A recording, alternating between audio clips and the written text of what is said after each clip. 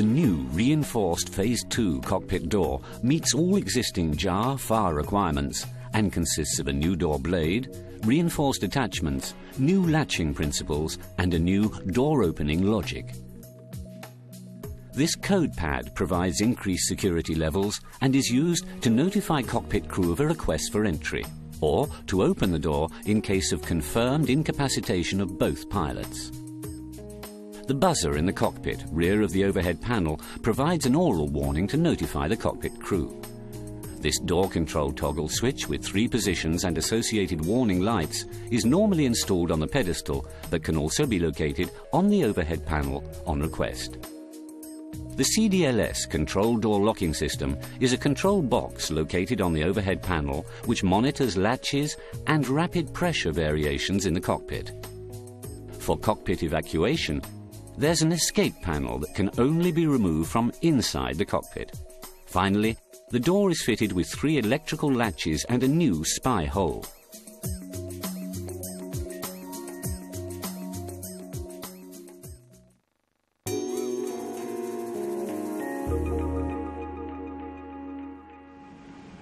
Let's have a look at a normal sequence for routine cockpit access. I'm a bit thirsty. I think I'll call Sally for a glass of water. Do you want something to drink? Yeah, why not? Why don't you ask her to bring a bottle of water with 2 glasses?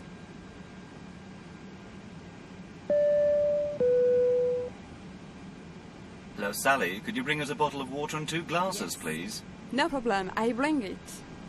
After a few minutes, the purser comes back and needs to access the cockpit. So the purser calls the captain on the interphone.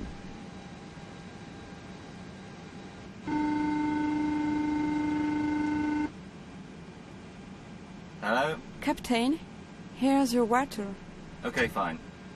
Then goes to the code pad and presses the hash key. In the cockpit, the buzzer sounds for 3 seconds.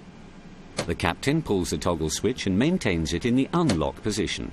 The green light on the code pad comes on. Access is allowed. The amber open light comes on when the door is opened. Thank you.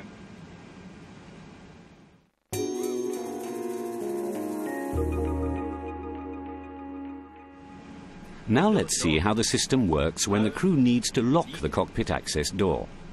First, when the door is closed, its normal state is locked. But what happens when the purser does not apply the normal procedure for requesting cockpit access? I don't think this is the normal procedure. I prefer to lock the door. Do you agree? Yeah, I do. It's a bit suspicious. The captain moves the toggle switch to the lock position. The open light remains extinguished. Now if we look at the code pad, the red LED is lit, confirming the door is locked.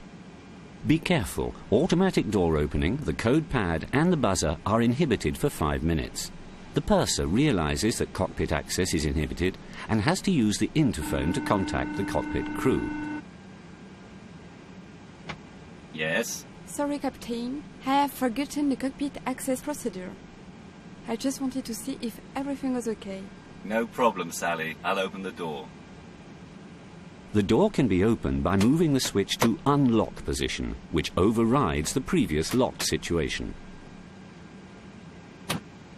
I'm sorry, everything is okay? Yes, all right.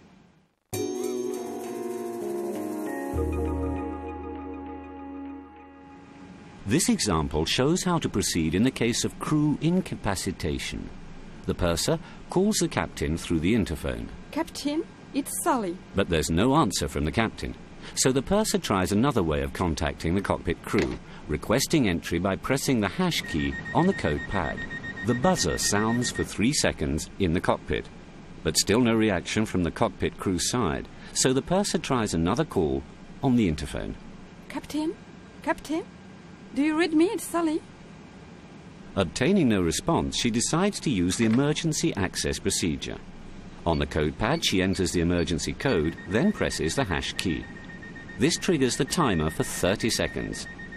The green LED on the code pad flashes, indicating imminent unlocking. In the cockpit, the buzzer sounds continuously, and the open light flashes, also indicating imminent unlocking. When the elapsed time is over, with no action from the cockpit crew, the door goes into unlocking sequence for 5 seconds. The green LED on the code pad remains steady. The open light comes on for 5 seconds during the unlocking sequence and the buzzer stops, indicating the door is unlocked. The purser now has 5 seconds to enter the cockpit.